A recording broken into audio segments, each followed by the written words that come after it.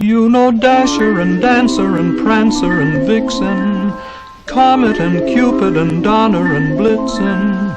But do you recall the most famous reindeer of all?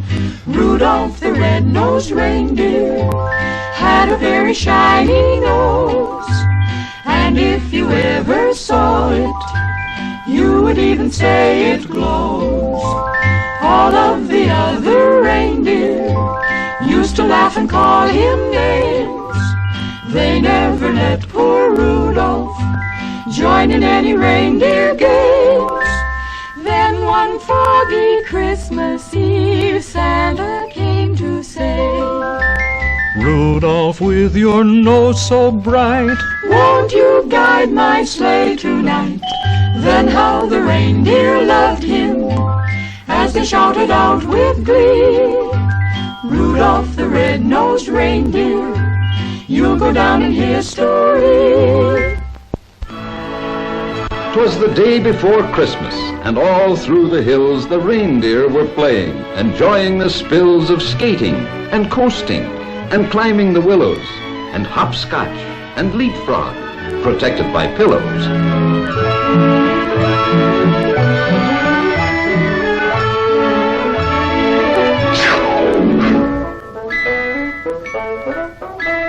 Look, fellas, it's Rudolph.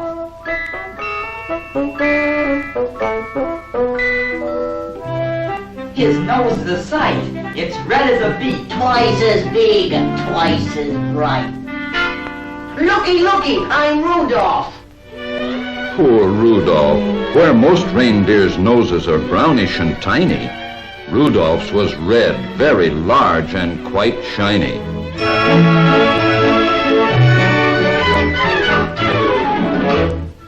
Rudolph! Go on home, Red Nose. Your mama's calling you.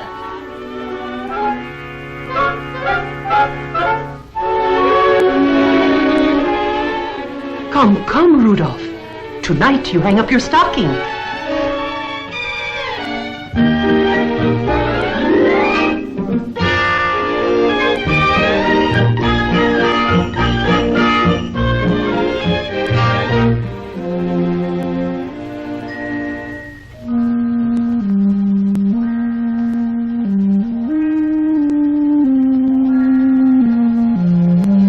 His nose is a sight. It's red as a beet. Twice as big and twice as bright.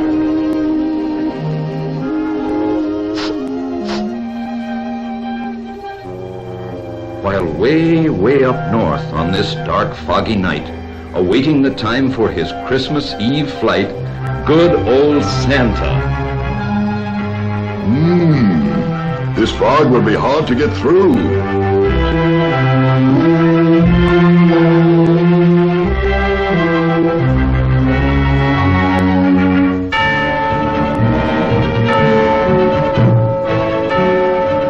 Quick, get hitched in a hurry. Dasher, Dancer, Prancer, Vixen, Comet, Cupid, Donner, Blitzen.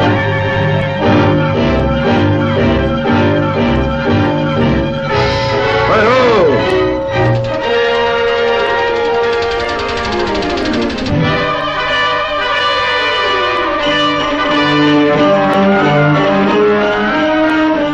To keep our direction, we'll have to fly low.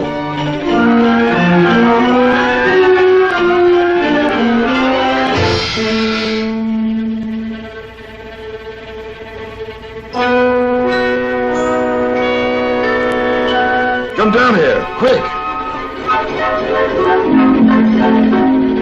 Hi-ho!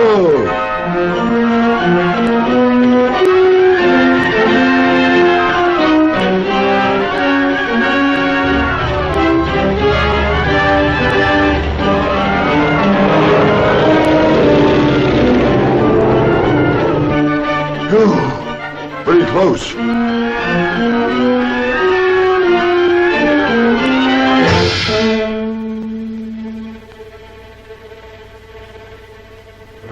Hi-ho!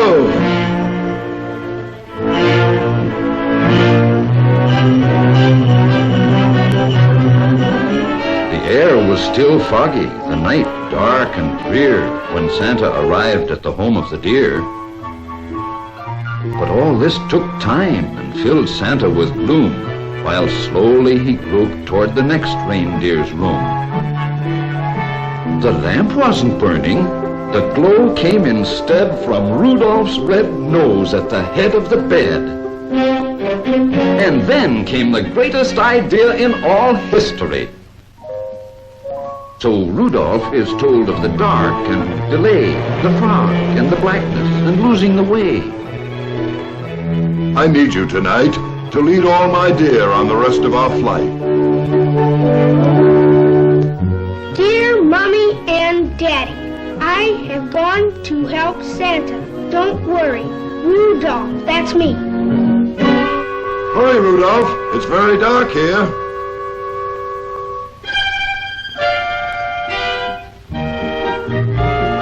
With Rudolph's red nose as a wonderful light, old Santa flew quickly the rest of the night.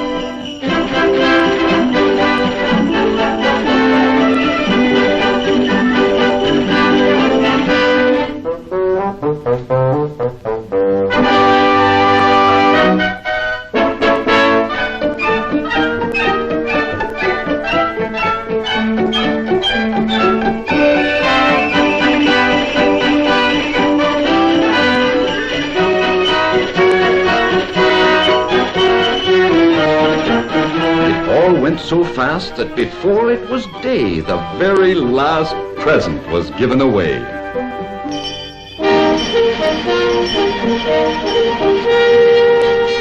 Hear ye, a message from Rudolph. Yes, they'd found Rudolph's message. It's all over town. Hear ye, Rudolph at the stadium. Come on, come on.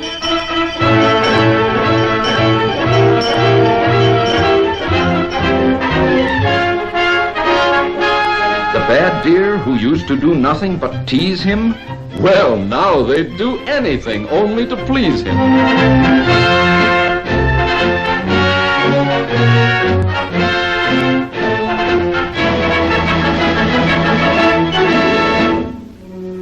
Rudolph, my boy, they'll envy you now, far and near. For no greater honor can come to a deer than riding with Santa and guiding my sleigh. The #1 job on the #1 day. I hope you'll continue to keep us from grief.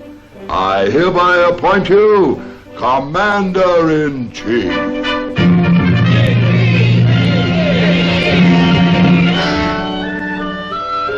And Rudolph just blushed from his head to his toes until his whole fur was as red as his nose.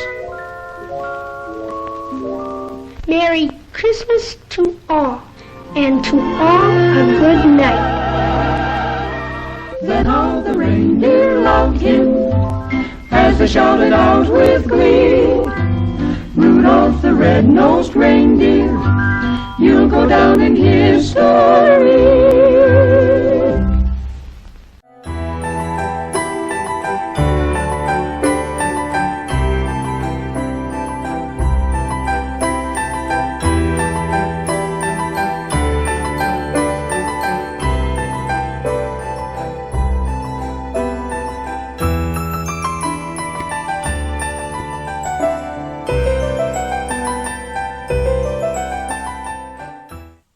Good evening, everybody. Merry Christmas, Happy Holidays. I know it's a day late, but obviously I wasn't going to go on Christmas.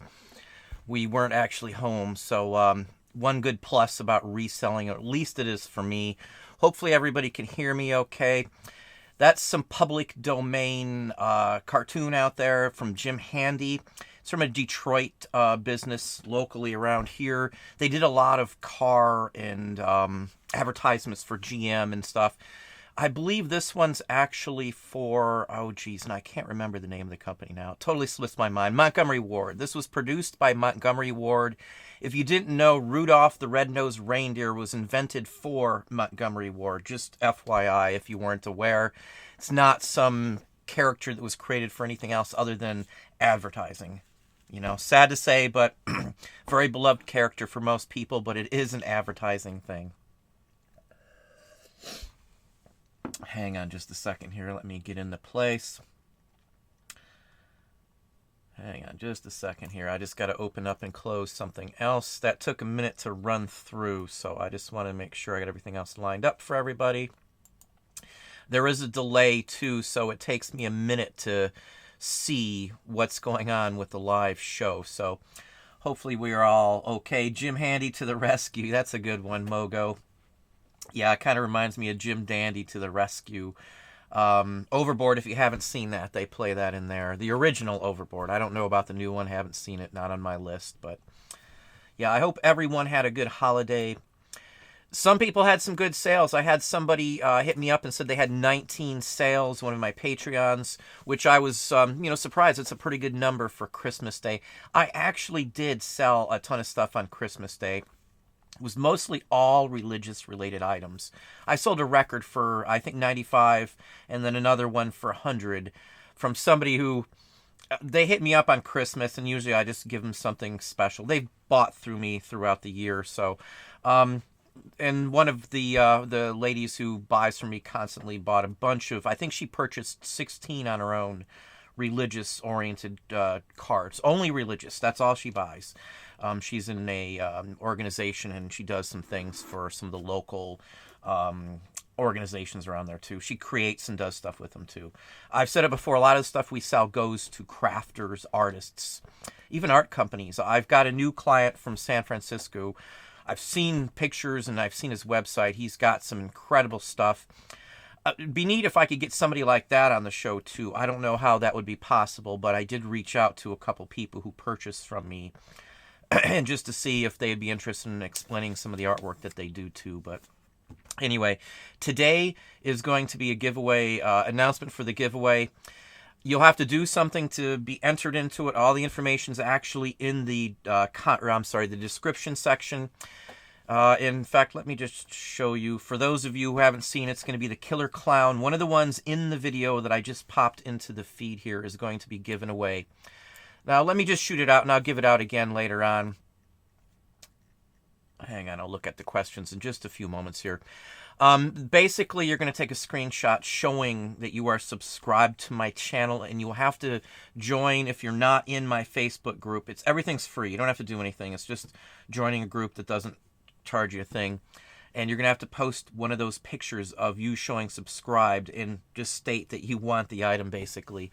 We're going to pick all the names in a hat and literally draw them live on next week's show. So it's going out the door. It's one of the same ones in that video.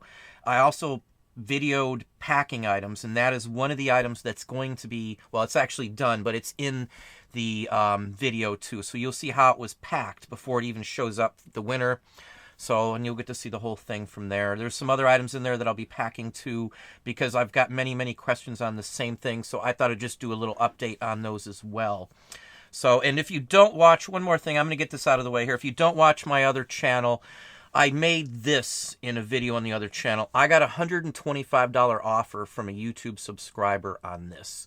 I was kind of surprised. It came in right away. They're working on they're like a bookcase diorama. I don't know if you guys know what that is, but a bookcase diorama is usually a box with a glass front, and it's like a scene of it. It's supposed to look like a room for what most people do.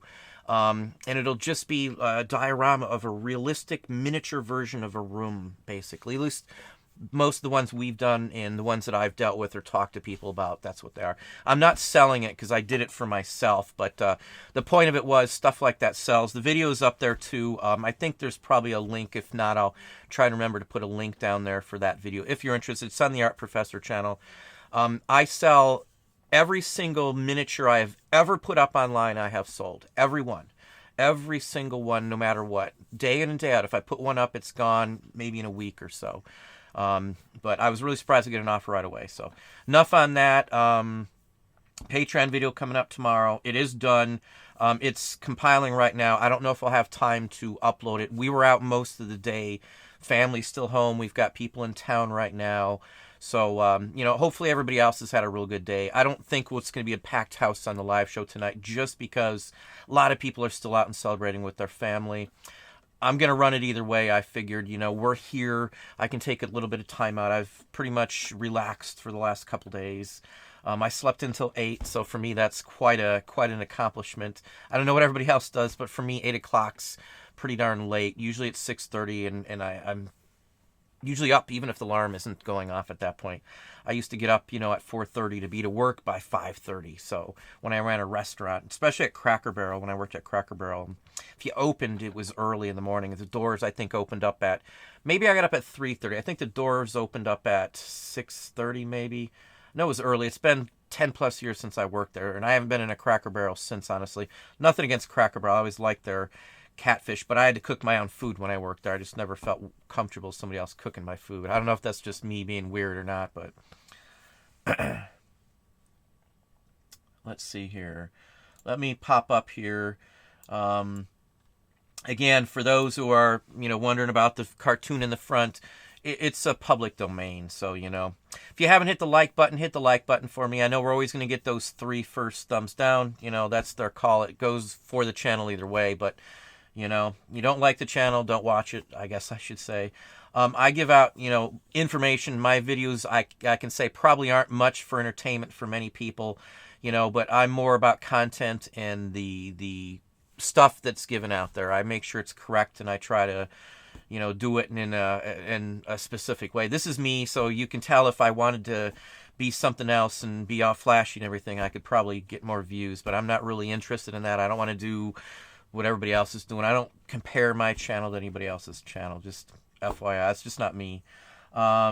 Hey, Karen, how are you doing? As I said, Patreon video coming up. Contest for the Killer Clowns sculpture. Again, it's one of the same ones that's in that video. All you got to do is take a screenshot showing that you are subscribed in there. All the rules are in the description of this video right this very second. Again, you can watch the video. They're all the same. There's no, difference. I have 2 left. Actually, do I have 2 left? I think I have 1 left totally, plus that one's already wrapped. I did 6 in the last, say, 6 months. So 1 a month or so I sell about of those.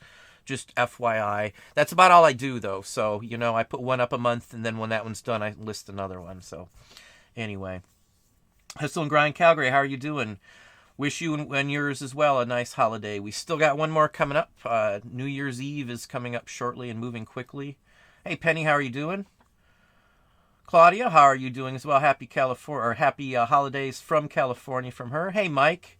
Mike's a long time. Mike's probably the first person who I ever chatted with on YouTube, in all honesty. Very nice guy. I still chat with him occasionally. Our lives are busy. I know he does have an employee part-time. Hopefully you still do, Mike. Nice to see you on. Disney Family 515, how are you doing as well? Merry Christmas to you and yours. Another Patreon. Money for Mars, how are you doing? Hey, Craig Land Shark Picker. It's been a long day. I've been running all over. I'm sorry. Craig is Land Shark Picker there. If you don't know who Craig is, I've watched some of his videos. He's actually in one of my videos as well, too. I don't do many with other channels. No snub towards anybody. It's just not me. I feel weird about that. I don't know if that's just some ADD, OCD thing or what, but that's me. But Craig's a good guy. I like Craig. I really do. The Designer Store and more. Welcome, welcome. Marie, how are you doing? Good to see you on tonight. Just in time flipping. Yes. So mean to poor Rudolph. Aaron, oh my God, that stocking is worth so much on eBay. Yeah, it probably would be. That is from 1948. That is the, I believe, 1951 re-release of Rudolph the Red-Nosed Reindeer. That is the very first musical performance of Rudolph, from what I understand. So I looked into it very extensively to make sure that it was public domain and went to all the sources.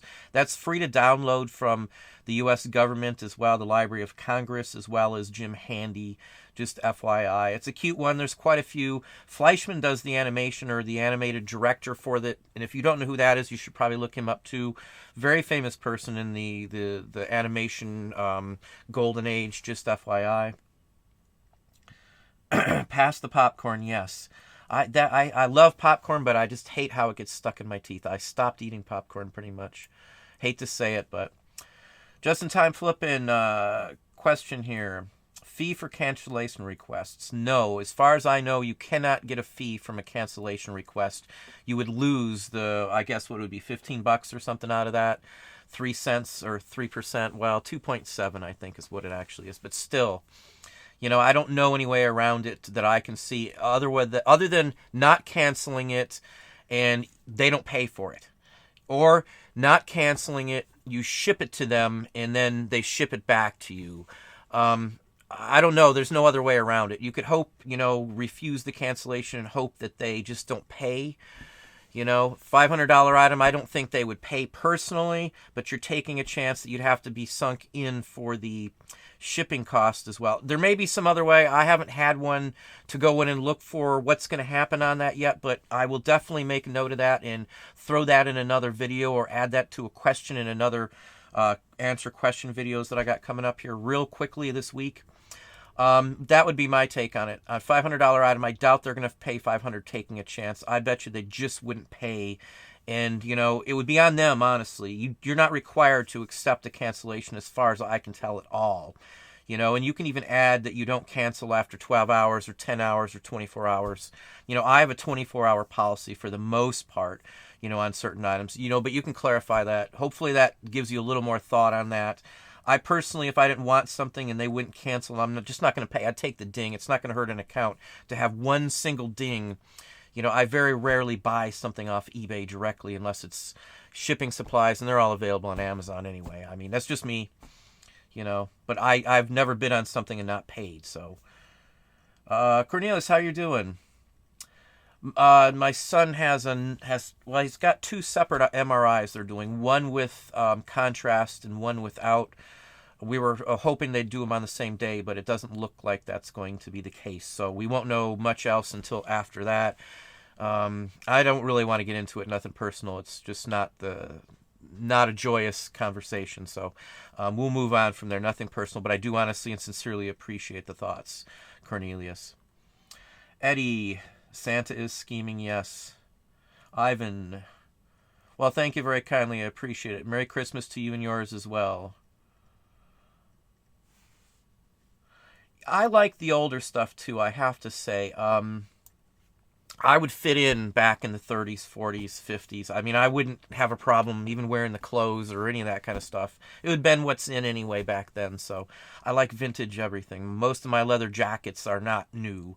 I wear leather jackets. If I got a real good one in the next, year or so, I'd probably keep it. It was from the 40s even, and probably wear it. I've had leather jackets that if they would have fit me, I would have kept them from the 30s and 40s on many, many occasions. Usually they're too small. And then I had a 1934-35 riding jacket that I would have loved to keep.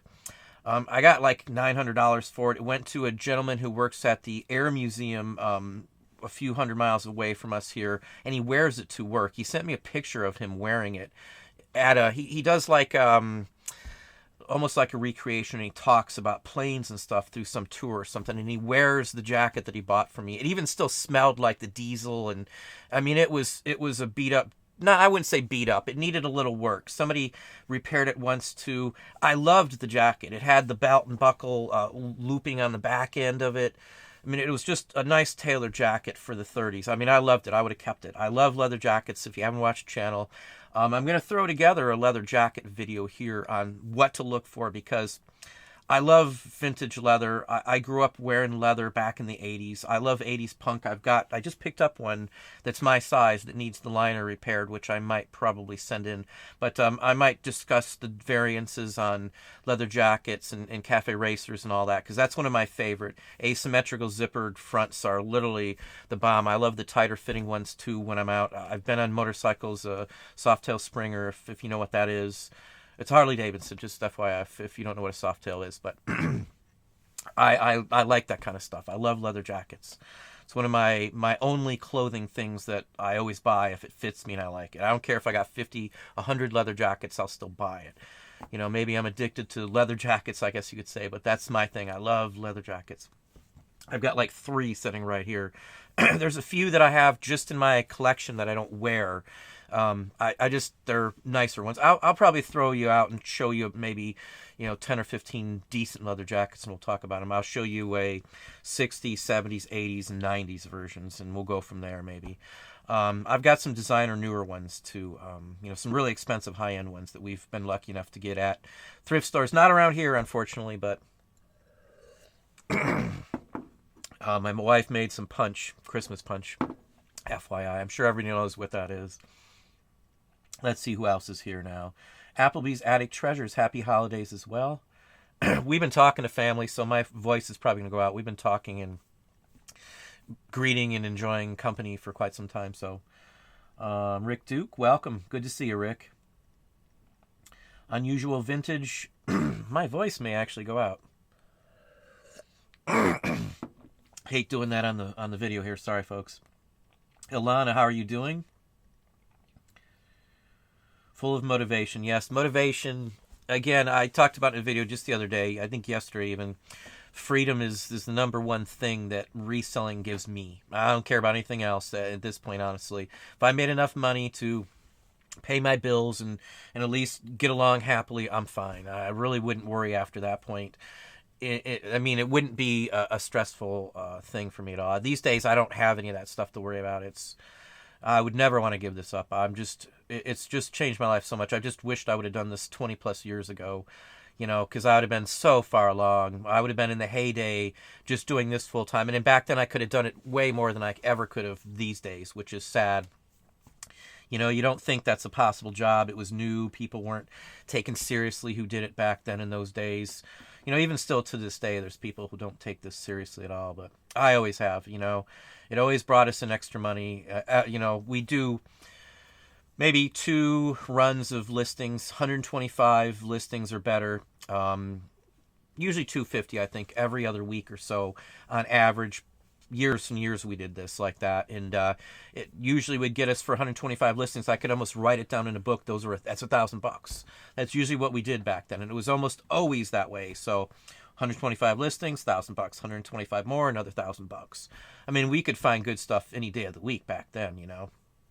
The wife and I were just talking about all the with some friends. We're talking about all the things we found in here and there and all this stuff. And there was times when we just ran out of money from buying stuff back 15, 20 years ago.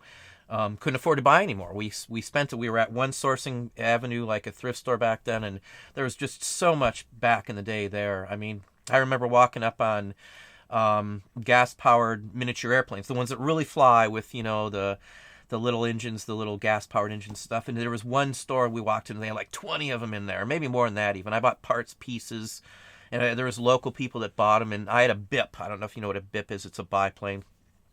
And this thing was like 6 feet across, these airplanes. It took me like 6 trips to transport all these things. In fact, I think I used a company van because I was the regional manager and I handled the vans and stuff. I think I asked my boss if I could borrow the van if I paid for the gas, which is what we probably did. I don't remember. It's been a long time. And then the next week we went to the same place and found like 700 Nintendo cartridges. They probably had the most expensive ones in there. It was the biggest collection I've ever seen in my life. And we bought I want to say we bought maybe 300 different cartridges. Everyone was different. There was no dupes. It was the biggest assortment of Nintendo I ever saw like that. It had everything. But again, this was 15 or plus years ago. It wasn't like it was some massive thing like it is these days for some of the rarity on these. But anyway, those days are long gone, unfortunately. It was like the Wild West for sourcing back then, because no one else is doing it hardly. There was very few people going to thrift stores 15, 20 years ago like there are now. And I could find all kinds of things. It was just insane. And you could sell things for just insane amounts of money. We sold I'd say this before, headless Barbie for like some just monstrous amount. It was just a junky headless Barbie. It went for insane amounts. And just all kinds of stuff would sell crazy. Nowadays there's still stuff like that, but it's not like it was back in the Wild West of eBay. Yahoo Auctions we did. If that tells you how far back. Most people probably haven't even heard of Yahoo Auctions. You'd have to Google it for the most part. But I used to do that, and we used to do some of the bulletin board things, and Big Red Toy Box, and Big Reel. And again, I don't know if those are even still in existence. I want to say Big Red Toy Box has something still going on. Maybe not. No disrespect if they don't. I just haven't spent the time to dig into it. Let's see, where are we at? Let's see here. Hey, Bob, how are you doing? Yes, hit the like button if you like it. I mean, hit the down button if you don't. Hopefully you don't watch it just to hit the down button, but I know there's enough people that do that these days. That's another change that YouTube's got coming on down the line. I saw something else about it. You're going to have to watch so much of a video, like 30% or something. I don't know what the total was, but it was a decent percent before you can leave a thumbs down, just so people aren't intentionally doing that. It's all because one of YouTube's videos that was produced by YouTube actually got like the most thumbs down in history on YouTube, and nobody watched it. They just thumbed him down. So funny, I thought. Let's see here. Hey, Michelle, how are you doing? Yeah, I looked for that. I wanted to put something else out just for the heck of it. I'm going to be feeding in stuff coming like that in the future, like all the time, just for something you can kind of relax and just, because that way I have a few minutes to make sure I can test that everything's coming through a little better before I switch myself on. Now, obviously, you won't see my picture for 2 seconds in the beginning, but that was a mistake. Yeah, Mogo, I did like your comment, though. Jam handy to the rescue. Very good. Tex Kitty, good thing you had a good time with the family. That is what this is all about for sure. Let me slide down just a little bit more here. My feed's not too bad today. Hey, Carl. How's Carl doing in sunny Florida? Let me pop back up here to the top. It almost looked like I saw Taco Stacks in here. Channel I have watched many, many, many times. Where did I go? My feed's like all over the place today. Hang on just a second here. I'm sorry. My feed like disappears and then pops back in, and then it's always in a different section. Okay, here we are. Again, Carl, thanks as well for being on tonight. Again, wherever you're at, the biggest thing for me, and I've said this I don't know how many times, is the freedom to be with my family. I wasted so much time, now that I'm doing this, we found out my son's got an issue, medical issue and stuff, and for the aspect of me missing all my son's younger years just eats away at me. So, anyway, let's move on from there. Let's see here. Ricky Donald, how do you remove old album paper from the backs of antique postcards? There is no safe way to do that because of the print. It depends on the postcard too, I guess, but I don't mess with stuff like that. It either goes up the way it is or I just don't buy it. For me, I can get postcards. If I step off screen, I can probably grab you 20,000 postcards. Recent purchases sitting right over here, and I do mean recent purchases. I don't mess with stuff like that. I try to spend extra to get a step above that. Nothing wrong if that's what you run into and it's a good postcard. If somebody wants that postcard, I will trim it around so when you look at the scan, all it shows is the front complete image without any paper on the back. Let them deal with it, the buyer. It may sell for a little less, but if you do something to it, steam it, soak it, whatever, you could ruin the postcard. Printing is iffy on almost any postcard as to whether it will hold up to any of that stuff. And there's no liquid chemical that I would say would be safe. Now, isopropylene, what's that? I think it's isopropylene alcohol, like 92%, may have some impact on it, but then it's harsh and it could destroy some of the red inks is the ones that I always see to be the issue. I've done some in the past with that isopropylene alcohol and had very mixed results and would never risk it on anything of value anymore, just because the reds always seem to run. And once the red runs, it dyes everything else in the card, and you've got a red card. Even if there's like one little red hat in that card, if it's the right ink, it'll coat the card with red, and you might as well just throw it away. I just don't mess with them. I see a lot of good stuff. I usually turn down more than I ever buy. Just because I don't need to rush out. I can buy it in quantity and then go through it at my pace, how I want, and it's just backstock at the end of the day, whatever I don't list immediately. I'll buy postcards any day of the week, every day of the week, if they're cheap and decent cards, even if I can't list them for a year, because they're not going to lose value unless the entire market crashes of all of collectibles. Postcards have been collected since postcards have been around. You know, there's postcard albums for a reason that are found from 1910 and before, because people have always collected postcards, even still to this day. There's new collectors buying postcards, you know, like every day of the week. In every single like local or county historical society I've ever seen buys postcards, every one. I sell them to some of those routinely. Put-in-Bay, if you know the Ohio area, it's out in South Bass Island. It's in the middle of Lake, well, not the middle, but it's an hour boat ride out to Put-in-Bay from the coast in Sandusky, Ohio. And I've sold numerous. Most anything good goes to like a place like that. Those are the ones I like to get good in with, you know, and so they know who I am. So when I got something to sell, I can just shoot them an offer or something on eBay and not even have to worry about it, you know. It does work. I sell a lot of the vintage stuff. If you're just getting into vintage and collectibles, that's one thing I can tell you that a lot of historical societies buy. A lot of them. And I've had people buy from me and saying, you know, can you give me this? Can you give me that? I'm going to donate it to here. You know, I know people make up stories and stuff like that too, but, you know, when they send you contact information that you can verify and everything's legit, I have done that. I would rather it go into a museum, you know, with special courtesy and then my name or something like that than anything else. I mean, it's not always about the money. I love historical items, so I'm always bothered if I break something or something's damaged in my possession. Just because I broke some records, well, 2 record set not too long ago, and it bothered me because it's a very rare record set, and not so much, I didn't get bad feedback from the person. He understood. I sent him a picture of it broken and offered to send him for free the case for it, you know, the album cover. That was the best thing I could do. I mean, you know, you can't really tape them back together when they were broken like they were. He was nice, but the point of it was I was more bothered. Of course, I'm bothered that the customer was disappointed, but I was more bothered that I destroyed something by accident that, you know, you can't replace. It was a Polish record set by a small company. You know, there may not be another set around, you know, and that bothers me when something like that happens, you know. Just personal me. I'm more into the items than most people are. Most people just move on, but sometimes it bugs me when that happens. I like what I sell. I like vintage everything. The little miniature Victrola. We have the real Victrola. I show you our Victrola in the video. I've actually got my, what's it called?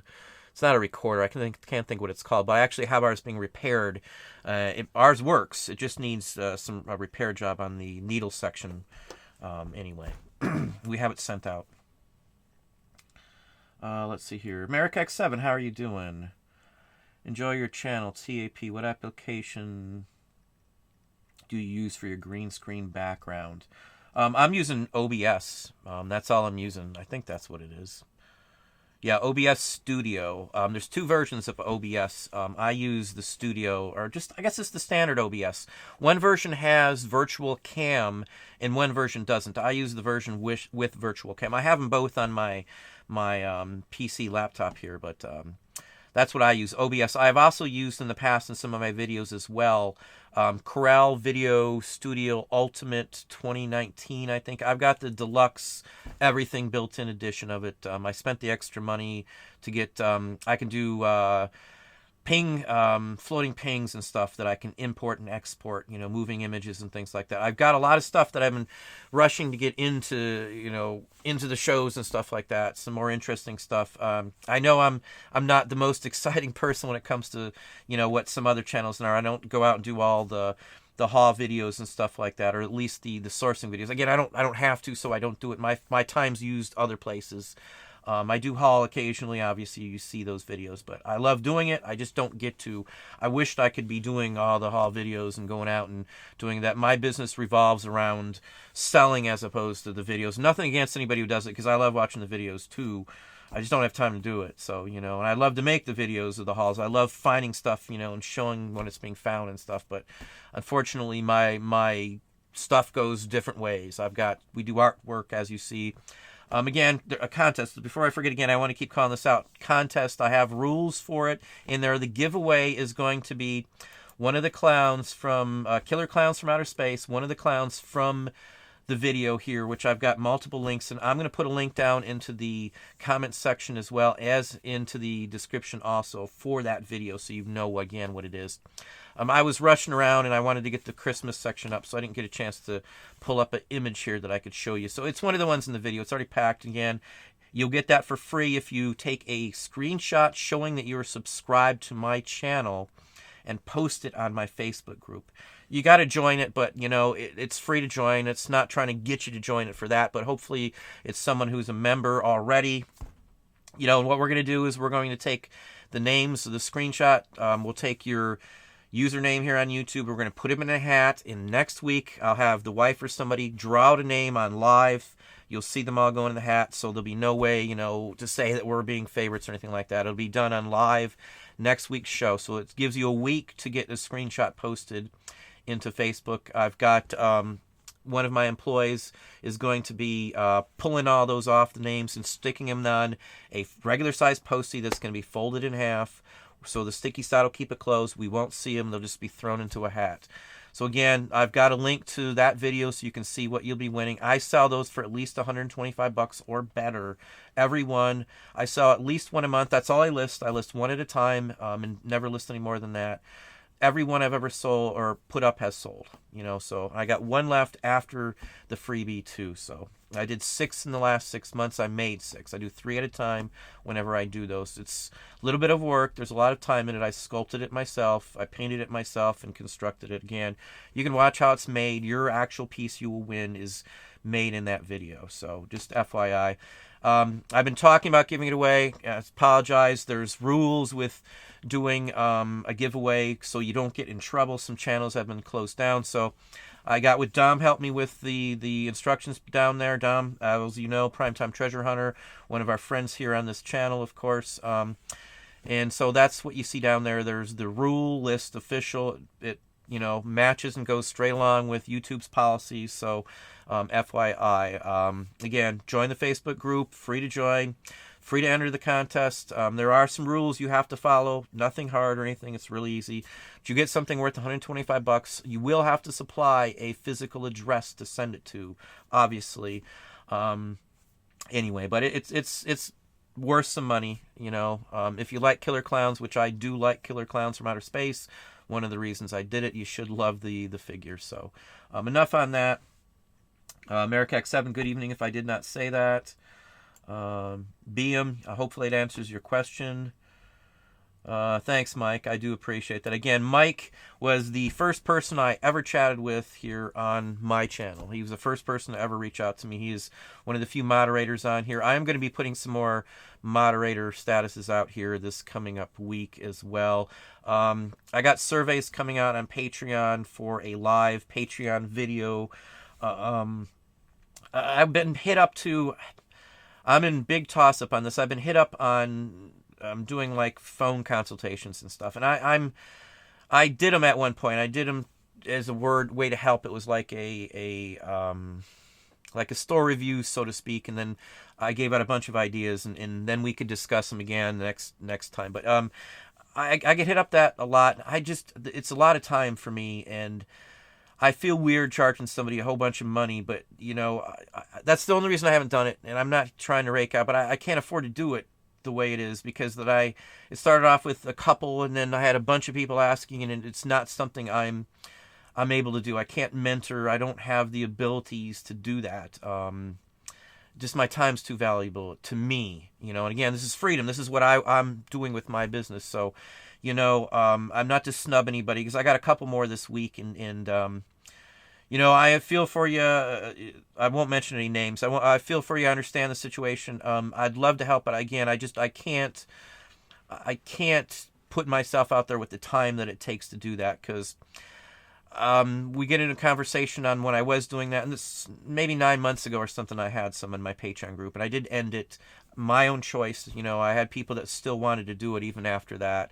And I've got a list of people that if I do start it, they would sign up. But again, I'm not trying to market my service in that way, so to speak. I mean, it was initially a thing to help somebody, I guess, is my thinking on it. Because unless you've worked really hard and slaved in some awful job, like, anybody in a restaurant, retail, or in general public in general, like a grocery store or something, this is just it's like night and day. I mean, I hated going to work. I even talk about this to other people, and I know other people feel the same way, that I'd rather whacked off a toe. And I'm to the point that when I was working in some of these restaurants that I would almost have done that. I mean, it was getting close, because it was just such an awful job and so many hours and no respect, and even if it's out of your control, somebody doesn't show up and then you end up screwed and your boss is on you. I mean, it just isn't a good, it's just not a good environment for your mental health, basically, I guess you could say.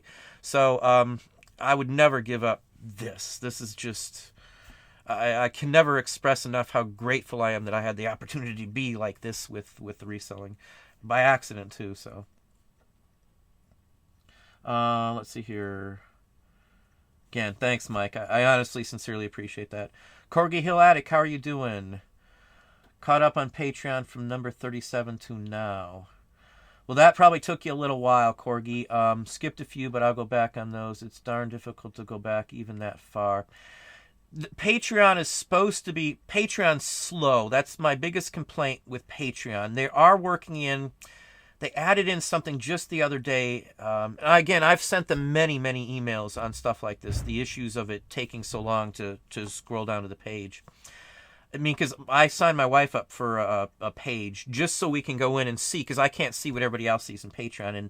And in even my screen, I had some issues trying to get it in there and scroll down. I've got 117 videos, I think, and then I've got other videos, links to other videos that you can instantly take in that page too, on stuff that's pertinent to this, people that I've followed, or things that I've researched on my own as well, relating to just eBay, Amazon, and stuff. Anyway, so there's a lot of content on there.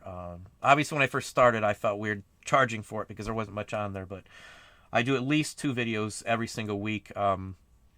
I don't think I've missed. I think the ratio is still 2+ for every week I've been on Patreon. I mean, there may be one week that with Sun Issues, I only did 1 video, and then the next week I had like 3 or something. They're all longer videos.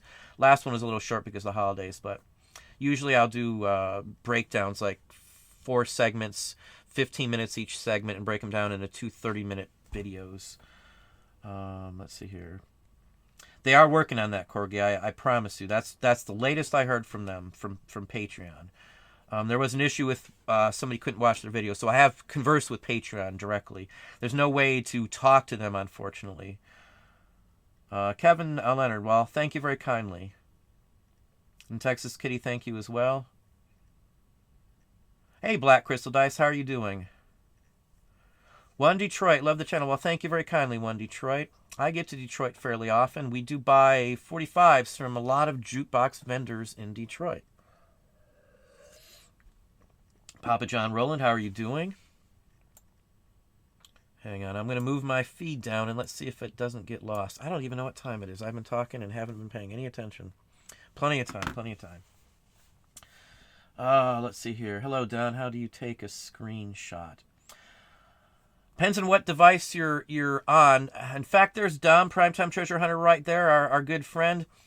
If you're on a phone, Dom actually pointed it out to me how to do it, because I couldn't figure out how to share one of his images. On my phone, it's the left sound button and the off-screen button. And when you hit those together, mine automatically takes one. I had to Google it even after that, because the first option didn't work.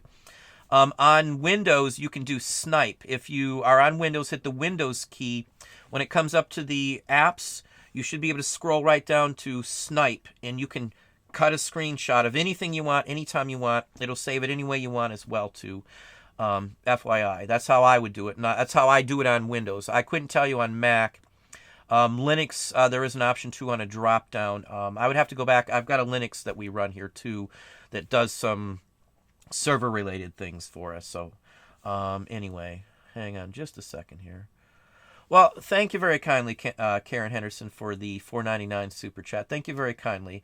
Don't have to do that, Karen. Patrons as well. So I do appreciate all the support.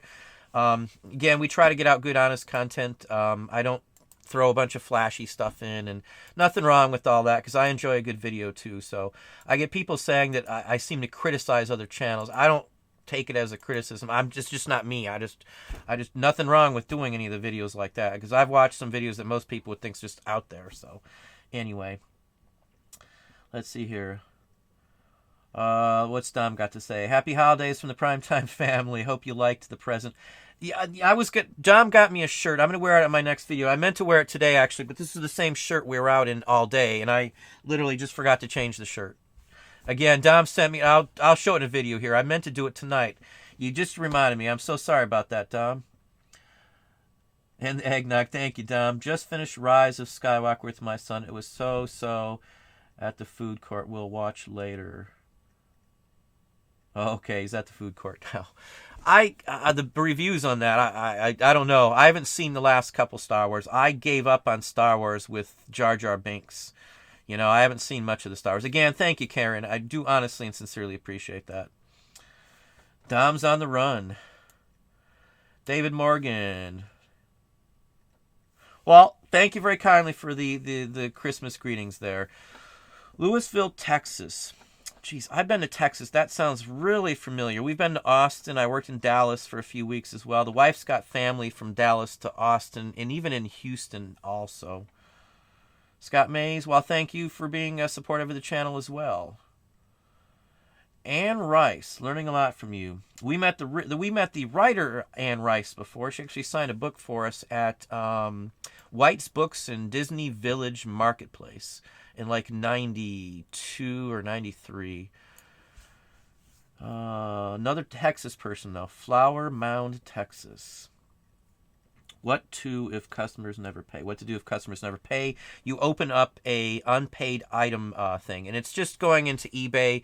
You can pick the item that wasn't paid and do the little arrow drop down, and it just says open an unpaid item case. That's all you got to do, and literally follow the directions from there. There's nothing else to it. That's all I do. I open up one of those maybe. Sometimes I do more so on certain months, but I haven't opened one up in probably 60 or 70 days. I think I only have one item that's not paid for, and it was just bought like 2 or 3 days ago. I have a 7-day payment window. I don't even look at them for 7 days, in all honesty. I don't worry about it. I don't care if it comes in 10 days or what. If the person tells me ahead of time, I'll even sometimes let them wait till later on, depending on the item. And, you know, if I've got any history and their account looks good, I'll see feedback they left for others and feedback left for them and all that kind of stuff before I decide, you know. Anyway, hopefully that answers that. Let's see here. I like the different backgrounds. Well, thank you. I take a little bit of time to pull up backgrounds. You got to watch out, though, because backgrounds, I try not to use anything other than public domain images. There's some good sites out there that offer them. The Jim Handy video in the front, again, if you didn't watch the beginning, there's a 9-minute Christmas Rudolph the Red-Nosed Reindeer animation in the beginning of this show here. Just a little Christmas thing out there.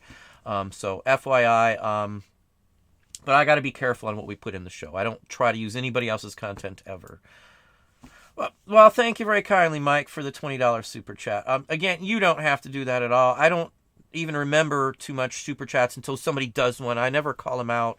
It's just not my thing. But again, thank you very kindly, Mike. Mike is honestly a sincerely good guy. He sells like radio parts and vacuum tubes and all kinds of things like that. We've talked about magazines and matchbooks and all kinds of things. Mike's given me some ideas on things that I didn't think would sell that he proved me wrong on some things too. So Mike's a real good guy. You know, he doesn't have a channel or anything else, but I've talked to Mike on many, many occasions and some nice family related stuff. Know what he looks like, the whole works. Anyway, well, thank you very kindly, Mike. Again, you didn't have to do that, though. I appreciate it sincerely, obviously, though, Mike. Just entered. Well, thank you, Carl. Let's see here. Do you watch Mr. Robot? I do not know what Mr. Robot is. I watch Rick and Morty, if you know what Rick and Morty is. Big Futurama fan, always have been. What else do I watch? Archer, major Archer fan, up until season 7, I think. After they went to the detective agency, I just couldn't get into it. I was okay with, I can't think, Pam's drug habit and all that stuff. That part was okay and stuff. That season I think was the last one we really got into. And then we bought the last one where they're in space and it's the alien takeoff, and I've only watched like 3 episodes and we've owned them all. So I mean I just couldn't get into it anymore. Those are the shows that I watched. I do watch or do like Shark Tank. That's just one of the shows that I do watch. I watched it when Dragon's Den, I don't know if that's even still on anymore. I think somebody told me it was. But like 15 or 20 years ago, Dragon's Den was a British show. I don't know how the come about here in this country, and we used to watch it. We used to get Canada Channel, Windsor in or something, if I'm not mistaken. Or maybe it was a straight BBB or a BBC channel. I've always watched BBC as a kid. We used to be able to get Windsor and watch all the Monty Python on a regular TV antenna from my house as a child. So I grew up watching BBC and Quebec channels, even French channels would play by our house sometimes. So anyway, I totally lost my train of thought on that. But anyway, I don't know Mr. Robot.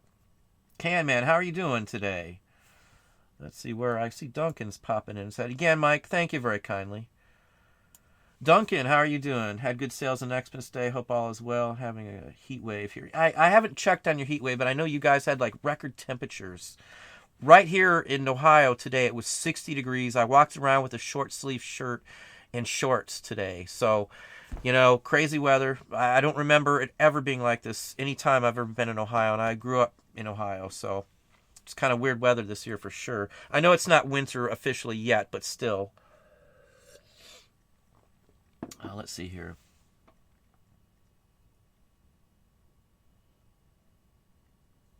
Amy Hutchins. Amy's epic stuff for sale here. I'm assuming you have a channel. Unusual Vintage. Again, welcome to, let's see, Naomi Jones. Howdy from Seattle. I was only in that area, I think, once for a stopover for some meeting or something. If I had time machine, I would go back and buy stuff in the 30s and 40s. I would buy all the key comic books and some stamps. I'd be in line for the Inverted Jenny. I'd buy all the... Well, I'm not going to get into stamps specifically, but I'd buy a lot of stuff like that. And then I'd buy a ton of comic books. Action Comics 1, Detective 27 would be... I'd buy like hundreds of them. I'd buy everything I could possibly imagine in those runs. I'd buy all the early Marvel series, all Flash, early Green Lantern, all that stuff. I'd buy everything that I could possibly think of, comic related. All the pre-code horrors and all that kind of stuff. Just the money is just insane in what those go for. And if you could keep them in mint stock, bring them back and then have them graded, poof. To have a 9.8 like on a Detective Comics number 27, you're talking probably $1 million or better. I don't think there's anything anywhere near that as a grading on some issue like that. I'd have to look that one up. That would be interesting to know, though. Let's see, Carl.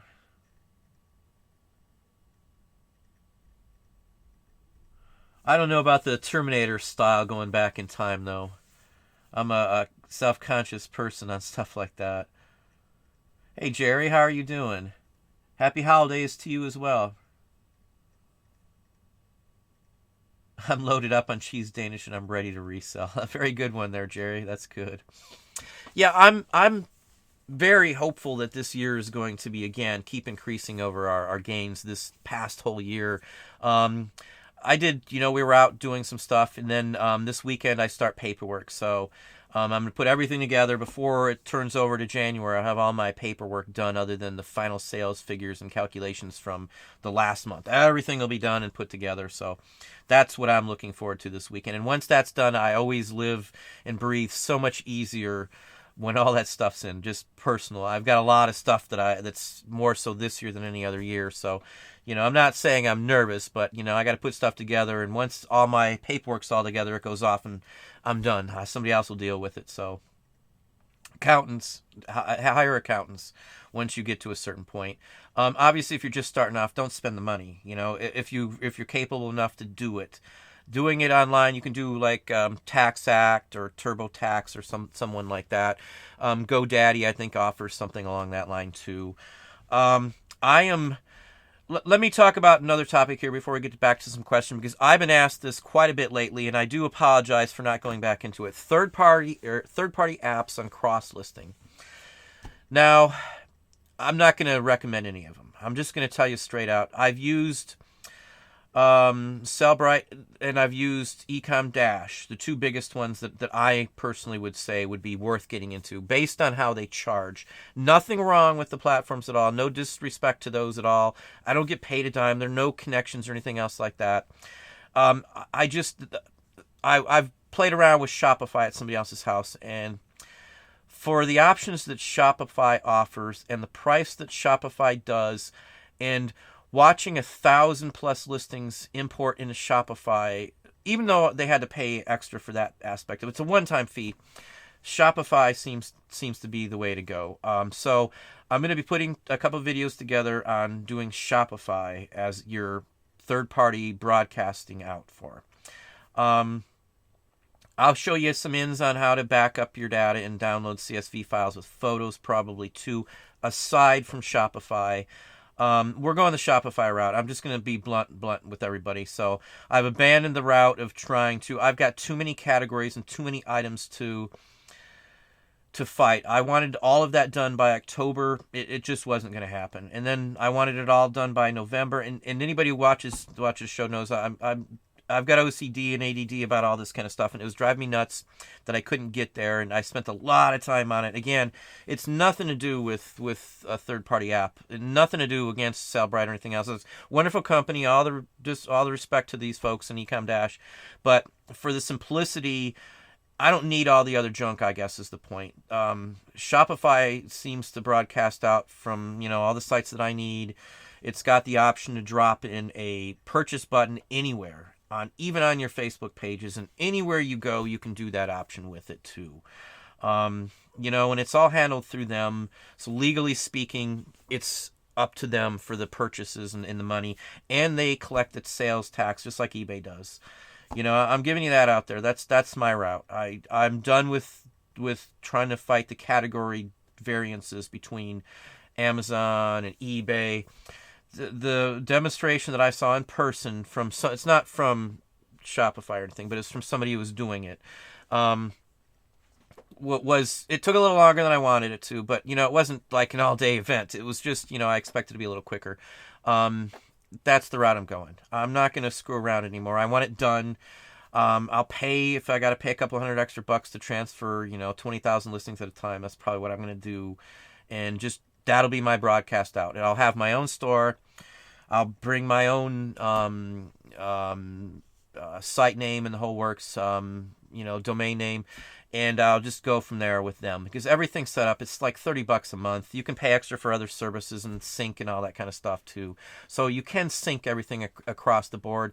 It's just so much more user friendly, and I've got an IT degree. I've got a couple IT degrees on certificates and an IT degree, let me just say. I've got Net Plus, Safety Plus, an A Plus, and I got one more. I've got the Microsoft networking cert too. So the point of it is I know computers and programs pretty darn well. I spend a lot of time doing it. I even help people do it sometimes, but it was just a nuisance even for me. And maybe somebody else would make more sense or be easier to try and get the categories to go on a more steady basis.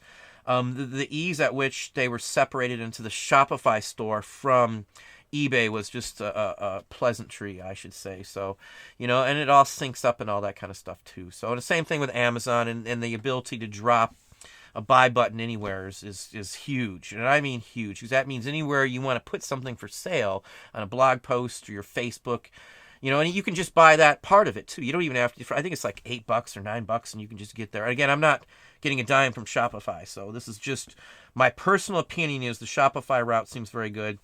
And Tenacious Toys, I've dealt with them, we've talked to them, and he's been on the show too. He uses it for his store for Tenacious Toys, and Tenacious Toys is a very decent site for collectibles and toys in general. So, you can run as many listings as you want on there too. It's not like the third-party apps where you got to pay per listing or per item that sells. There's fees just like on eBay and stuff, but it's your own control. You can do it all you want. So, and I'm going to go into marketing to get people to go there for lesser fees than going from the other sites too. So we're going to discuss all that in some videos coming up. It'll be a series of them, working on it now. Some of them may just be in Patreon, some of the more upper level stuff in there, some of the insider stuff, but I'm going to set everybody up on if that's something you want to do. It's going to cost you. There's money involved, so it's nothing that's free to do Shopify. Shopify is a paid thing. They have $29.99, $79.99, and I think there's like an ultimate package for like $120 or something. I'm just looking at the basics to start with. $30, I'm done. Let them do it. Pay for the program. Even if I've got to call, I've heard nothing but awesome response. Even from the people who weren't happy with the service said customer service was the bomb there. So, a lot of the sites I deal with, even like Patreon, you can't just call somebody, and that's aggravating. YouTube, I can't just call somebody. It's aggravating. It really is. You got to go through a loop to get somebody on a phone in any place like that. So, anyway, I know I'm ranting off here. Let's slide down and get to some more stuff here. Sorry. Lynn Gepke, happy holidays to you as well. Thank you for coming on. Let's see here, who else do we have? Jennifer, how are you doing? Wisconsin. I've been to the Wisconsin Dells as a child. I remember the dog jumping over the dell. Sure you know what Wisconsin Dells is. Anybody from up here? American Kek 7, it's going to be on vintage leather jackets only. I'm not going to get into vintage clothing per se.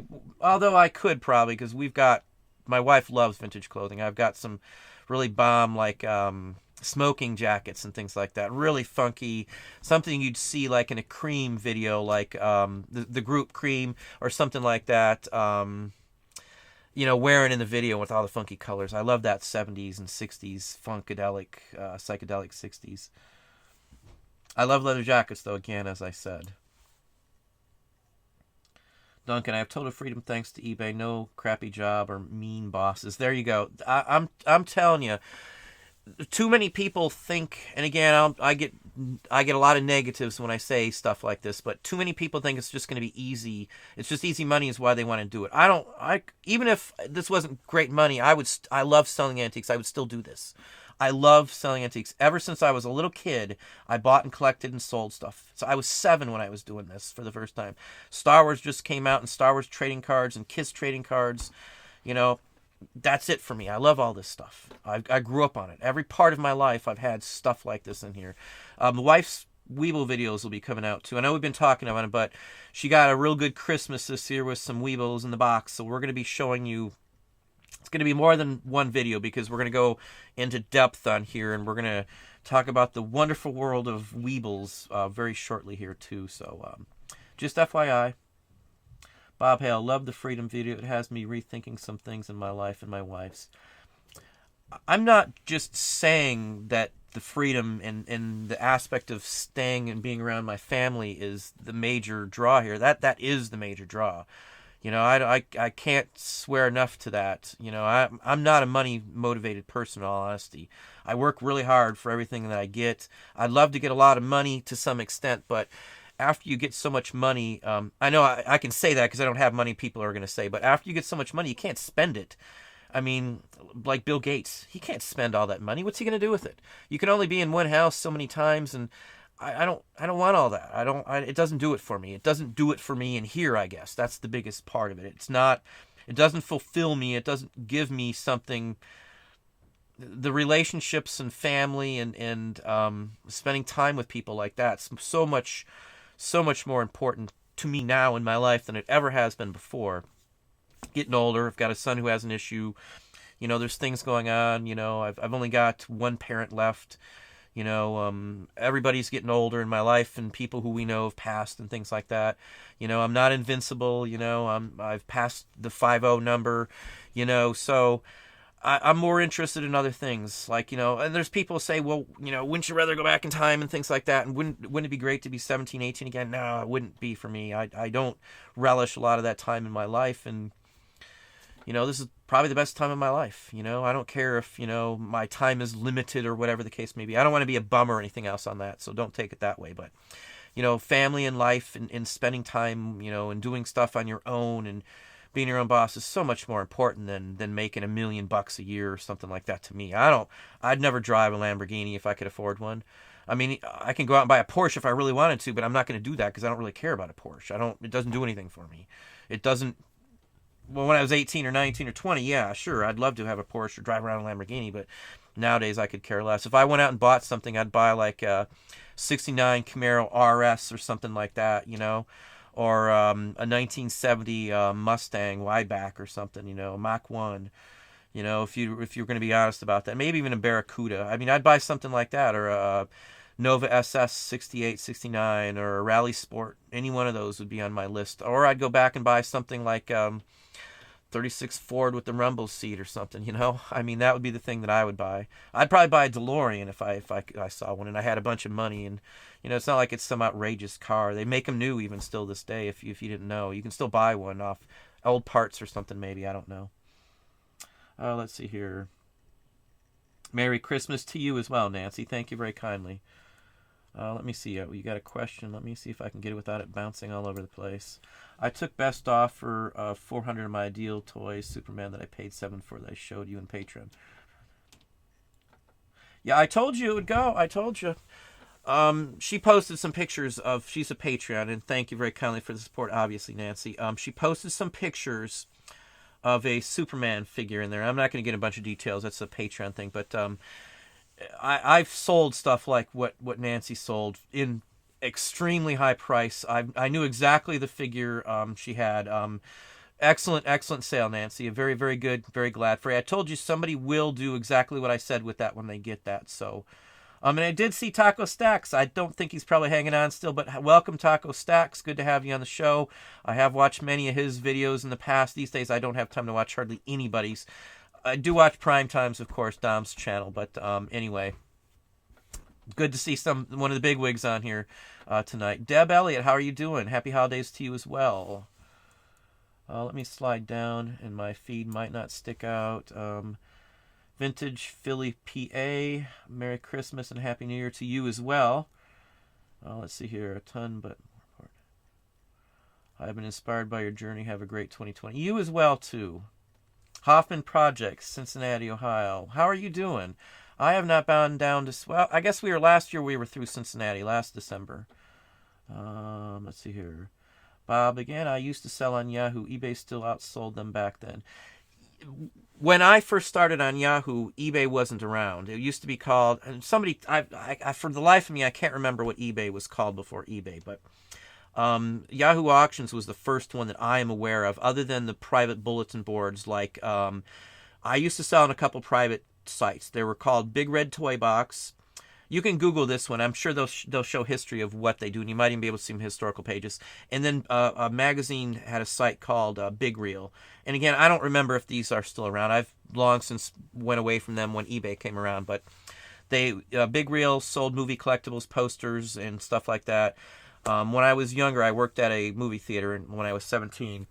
And my boss was an exhibitioner, and he used to bring and help set up the events and personalities coming in town. And he also sold a lot of industrial merchandise, lobby cards, posters, and he'd set up and do the shows and stuff. And I did stuff with him when I was 17, so it's been a big thing. And he used Big Reel magazine, and that's where they advertised all these collectible shows in malls back in the day. That's where they used to be back in, this would probably be 84, 85, somewhere maybe in that range, I'm guessing. I could be off on the time.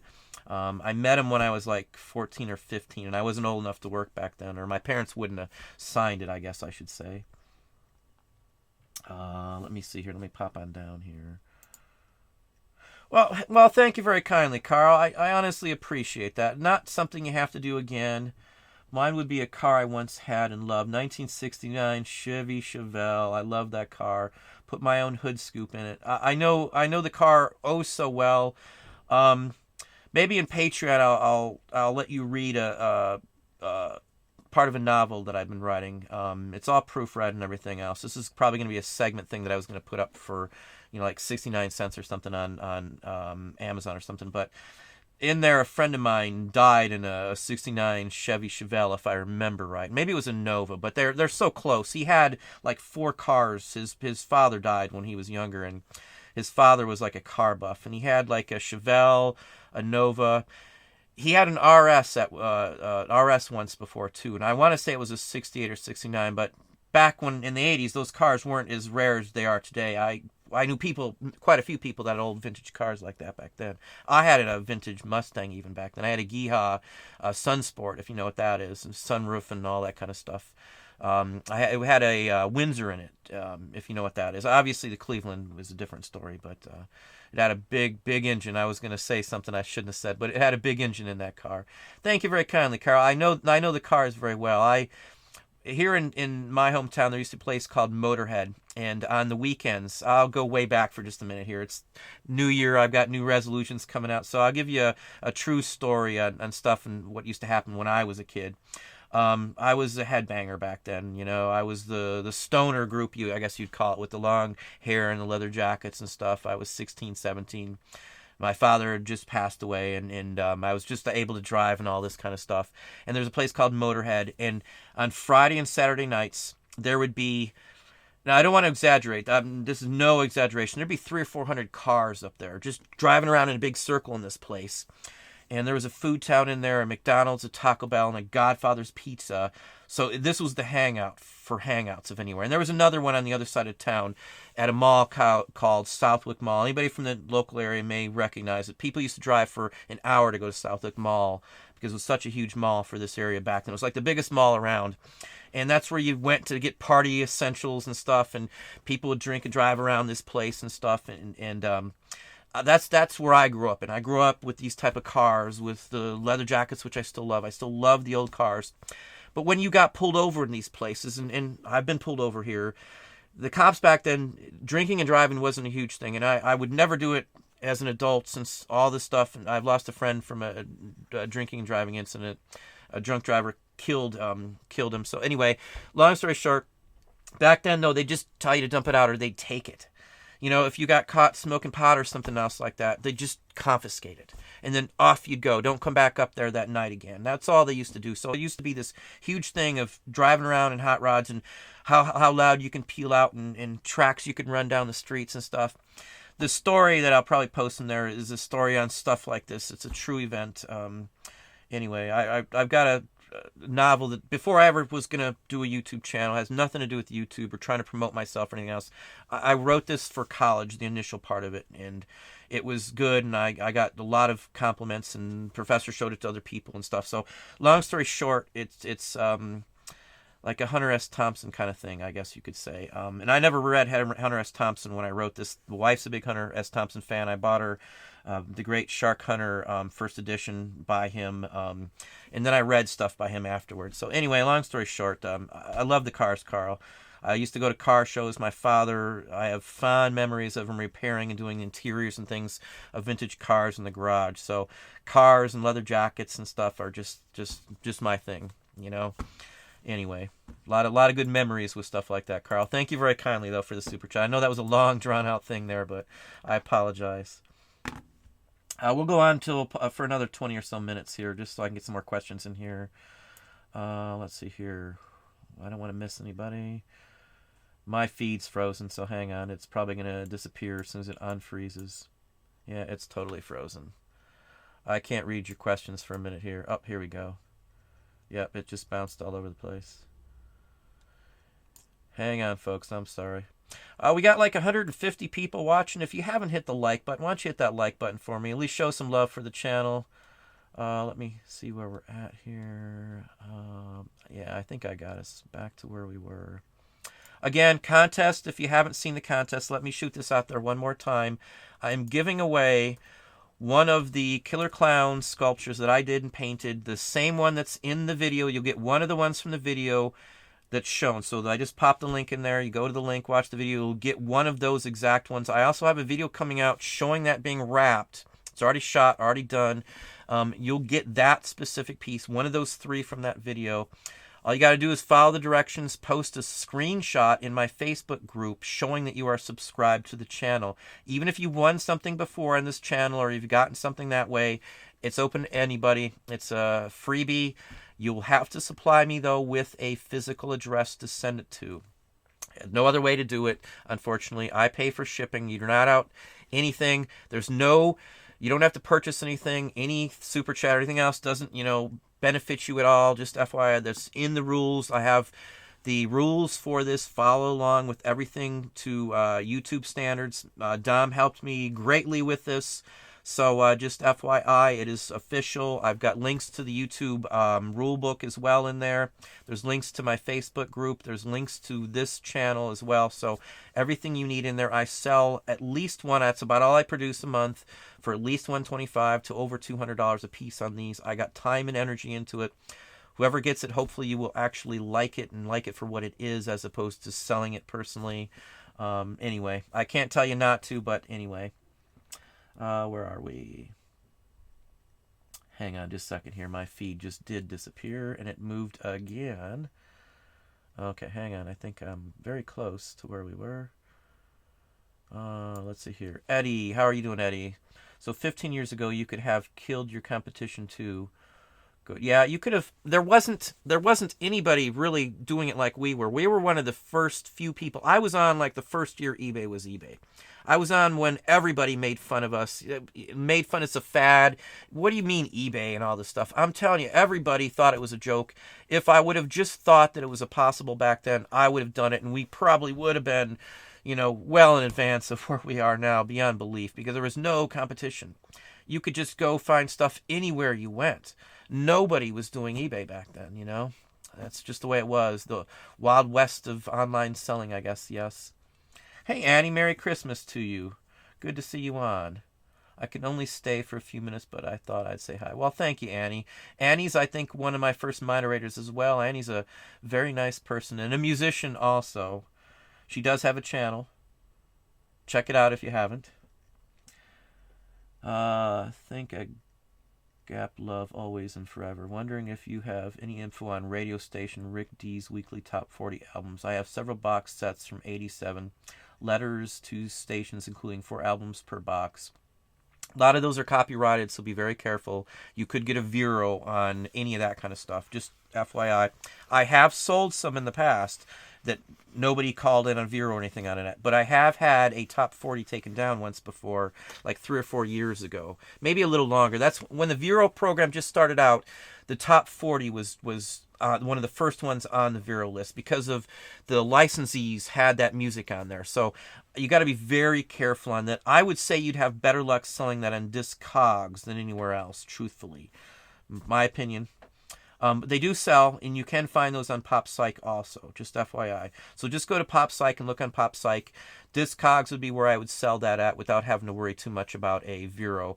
I'm not aware of any Vero system on Discogs. Maybe there is, and I just never paid attention, but I've never heard or seen anybody get a Vero on Discogs for records. Discogs is a record-only site. It's one I've used for years for pricing as well as for selling. Same thing with Amazon. I sell on Amazon, but I would not list that on Amazon 100%, and I would very, very carefully list that on eBay. Watch what you put in the title. Would not use Rick D's name. Would not do that. Definitely not. And I don't think I'd put top 40 in there either. That's a tough one. I'd be careful on that all the way around. You'll probably see some that were sold on eBay in Terapeak or Comps, but in my opinion, they probably took down more than half you won't see because they were pulled. And it's not worth a Vero for $40 or $50 on what some of those might go for. FYI. I've sold many in the past before that point, but these days I'm very cautious. I got a stack of them here now, and I think I may have even showed some of them in that big, huge haul. I got 8,000 plus records in a haul. It's been a while now, but and I think I got some in that lot too. So just FYI, be cautious with those. Let's see here. Let's see. Text just read somewhere that records are supposed to stand up and not lay flat and may warp. Yeah, they have to stand up. Every record has to stand up 100%. I box them because they're just storage items now until we list them. Records in general always have to stand up. 78's 100% essential. You can get away with 78 or LPs and 16s and 45 speeds sitting for a short length of time, but I never ever try to stack up records that way. They have to sit on edge. You can damage them. You can chip them. All kinds of stuff can happen if they're not stored right. Even pulling them out. Everything is stood up when I store them. They're all stored in bins and stuff just like I normally would store anything else. The big totes. And I use clear totes for everything because I can always see what's in them instantly all the time. If you didn't know, records surpassed CD sales this last year. Just FYI. Records are never went away, and I'm a big record person, so I don't mind the pops and the crackles. That's what I grew up on. So for me, it's just hanging out with my friend's attic or in my attic, which was my bedroom, and all my friends hanging out and listening to some music and, you know, hanging out and having a good time. That's what it was about. And cruising down the road, listening to some good music. You know, that's what it is for me. I mean, that's you know, long hair blowing in the wind and windows rolled down, you know, 80 on the highway, cranking, you know, Kiss or something, or Led Zeppelin probably would have been more the case back then, you know. Whole Lot of Love or Communication Breakdown, one of my favorites by Led Zeppelin. If you don't know Communication Breakdown, you know, pop over and make sure you mark that down and listen to it. It's one of their best songs in my book. They got so many. I mean, I got every Led Zeppelin song that was made. Not a big fan in Stairway to Heaven other than the last, say, 34 seconds or something. But anyway, Greta Van Fleet does an awesome Led Zeppelin voice. Highway Song, if you haven't heard that. New group, if you don't know who Greta Van Fleet is.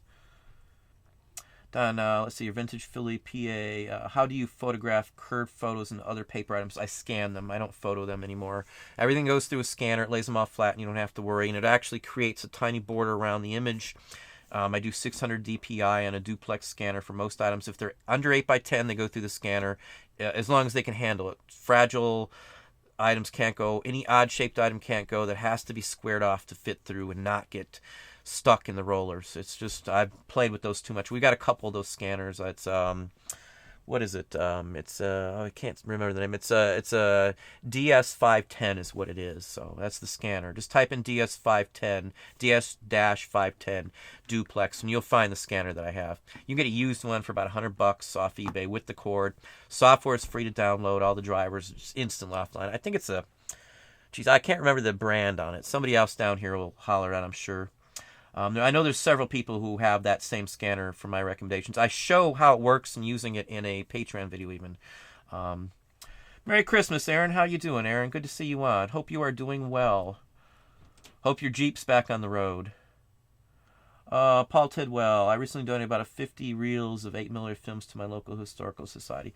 I sell all those. I sell all that kind of stuff on here. I give a break in price, but I do sell all that.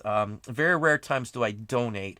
And I'm going to tell you why I don't donate to a lot of these places. At the end of the day, if they can't use it or something, they're just going to sell it. If they can't display it, it's set there for too long, they sell it.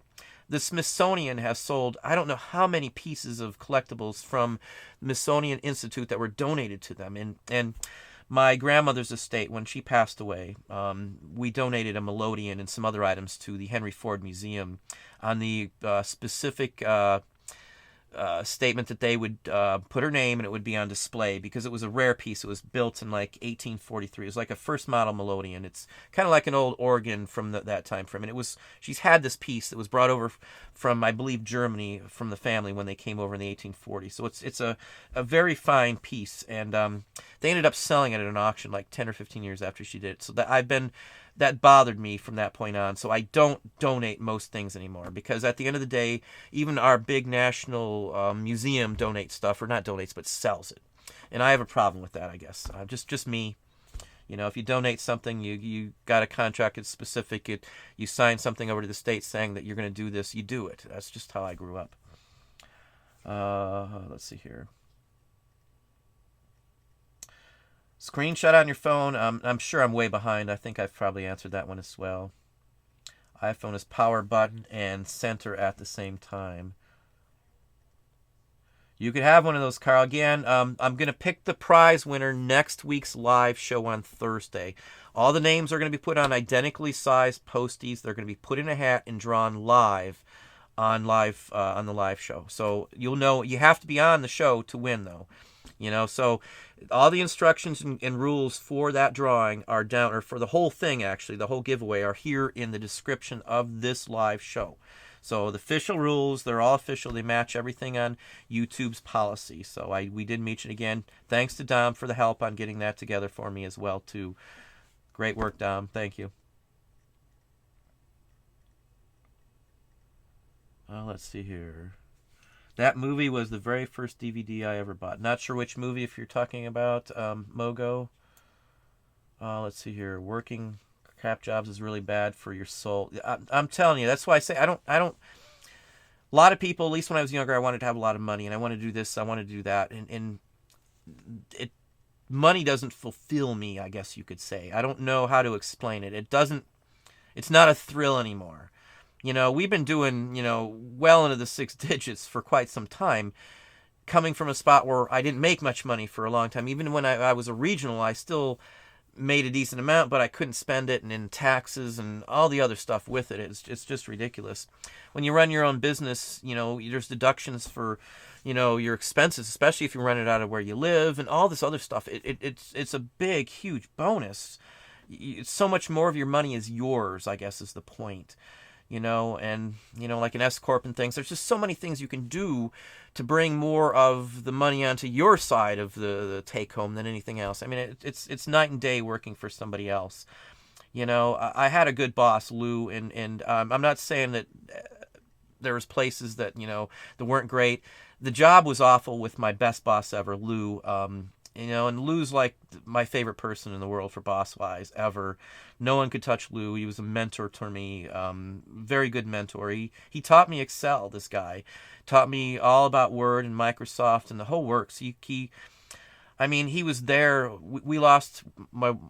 I don't want to go into a bunch of personal stuff. I don't want to go off too much off topic, but he gave up his anniversary to cover a spot because of a medical issue with my wife years back, and no one's ever done something that much of a thing that inconvenienced his whole family. And so, we used to get him into Disney and all kinds of stuff. We had a very good relationship with him. He'd take us to dinner, and he knew my kids when they were infants all the way till, they're older and stuff. It's people like that working for that are great. The job itself was awful. It wasn't his fault. He did everything in his power, and it just wasn't worth my time anymore after a certain point. But the guy was just awesome. I would work for him, if I had to. He'd be like the only guy that could ever get me to do a regular job, I guess. Only because I know he's a straight shooter, and I'm a straight shooter. You say something, you do it. And there's too many people these days that say stuff, and I know I'm going off a little bit, but I'm more an honor person. My father's a military guy, and I'm a military brat to some extent. So honor and being a person of your word is so much more important. That's why, like family, I know it sounds like too many people think it's just BS, I guess I should say. But you want the money and all this stuff. I don't care about that anymore. I don't. I cherish, at least being here with the family if something goes on, and it's more than just, having money. That's the point. It means so much more being my own boss and controlling my life than anything else. There's no price you could put on it. And it's not about the money anymore. Maybe at one time when we first started selling on eBay, it was good extra money, but nowadays it's so much more than that. I'm not loyal to any site either, so you got to take that into thought too. I'm not just eBay, and I don't think eBay is the only way to go, nor the smartest way to just put all your eggs in one basket. You got to branch out to some extent. There's no other way around it. That's why, with the Shopify, the third-party app, I'm done with. I don't want to take any more time. I've wasted too much time trying to get it to work with all my various categories and this and that, and I've got too many items. If you just got a small amount of items, maybe it'd be great, but Shopify is where I'm going with it. I'm done. No more worries about it. Just Shopify it and just go from there. It's legit. It looks just like a normal thing. No one would ever even know you're doing a Shopify at all, and you're in Google Shopping and all that kind of stuff. So it's the way I want to go. Again, I'm going to discuss that in real good detail in Patreon a little bit as well. I'm going to discuss marketing to get traffic to that as well, because, I do know something about that as well, and we're going to go into the best knowledge I can give you on that stuff, though, anyway. Let's get down to some more questions. We'll stay on for just a few more minutes here. Getting down, I'll give another 5 or 6 minutes here. Hang on, my feed just dropped. Let's see here. Let's see here. Diane0618, well, thank you very kindly. I guess I've lost the spot. My feed just bounces everywhere. And Karen was the first one on, and then she was late. That's the way it always works. Shipping Sunshine, well, thank you, and Merry Christmas to you as well. Let's see here. Samsung Galaxy. I don't even know what kind of phone I got. I got some kind of LG. I don't worry about the phone brands or any of that stuff personally. One phone. I'm not an iPhone person. I could care less if somebody's got an iPhone or doesn't. I don't. I would never ask somebody what kind of phone they got because it doesn't interest me. I use phone because it's a business tool, plain and simple. I didn't grow up with cell phones. I used them in business. Never had a personal cell phone until, I don't know, 10, 15. Well, I guess I had one for work that I was required to have, but, I'm not a big cell phone person. I don't talk in the car. I don't answer cells in the car or anything like that. I guess I'm old school on that. Wife's got, a whole collection of phones. Not cell phones, but regular phones. Let's see here. Primetime Junior and I am driving home from the movies listening to the auction professor in the car. Well, tell Primetime Junior I said hi as well, Dom. Hope you enjoyed the movie and some good family time. I guess the daughter didn't want to go see it either. Or she had something else going on. Charles, how are you doing, Charles? What would you say is the slowest week? Slowest week of the year. I can't compare that to somebody. I couldn't give you an answer on that. I haven't had a slow week, really. It's steady. It's always over a certain mark where I don't worry anymore. More so because of, I guess, what I sell than anything else. And again, I haven't done promoted listings at all. I haven't touched promoted listings. I haven't done any markdowns or sales promotions either this month at all. I only sent out maybe 70 offers to watchers, and I got like 1,260 that I can send out right this very second. I looked this morning, so I know that's about what there is. And if you've seen some of my videos, I've showed those numbers. Those are usually what's available for me to send out watchers to offers, like 1,200. Once before, I sent out like 1,500 or 1,700, some huge monstrous amount. I was doing them in 200 batch lots, and then I screwed myself. We sold a ton of stuff. I was up to like 3 in the morning packing it up. Had stuff to do. Money's great and all, but, again, I would have rather not had those sales and been able to sleep because I had stuff going on the next day. So my bad. I since then I haven't done as many at all offers to watchers. I've been very cautious and slim pickings on those. Yeah, Gary in Daytona. Dom's got a good channel. As I said, he's one of the few channels that I've watched every video Dom has done, in all honesty. I can't say that about anybody else, truthfully,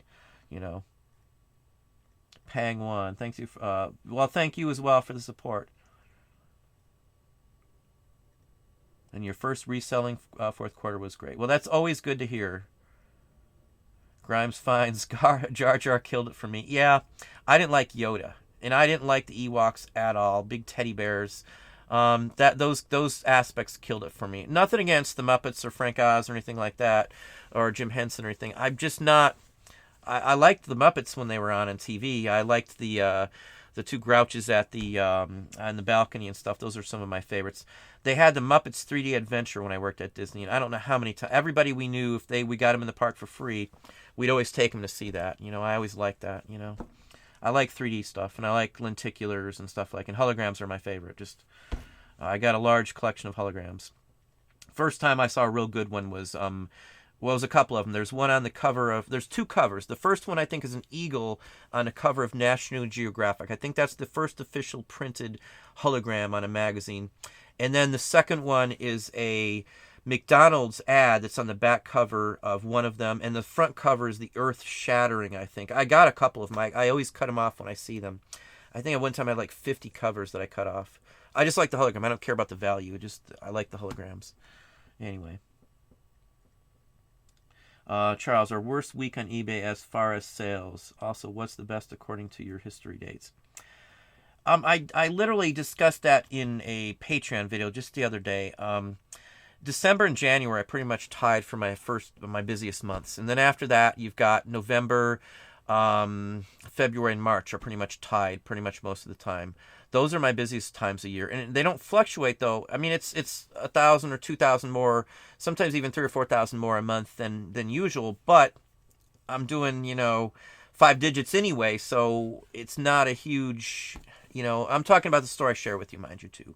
I don't give out anything really information-wise on the other stores, just because I don't want competition, and that's another reason why I don't give out my Amazon accounts. I'm still selling the same. Well, I'm holding up two fingers. The same 3 items I've sold for almost 4 years now that I have no competition on. So, you know, I don't want to ruin that, because once somebody gets on something you're doing, they'll undercut your price, or they'll try and shut you down, false claims, buy an item and claim this and claim that to get you shut down, and then you're SOL. You know, that happens all the time. In fact, I posted some videos on that on Patreon as well, too. So if you Patreon folks, you know that.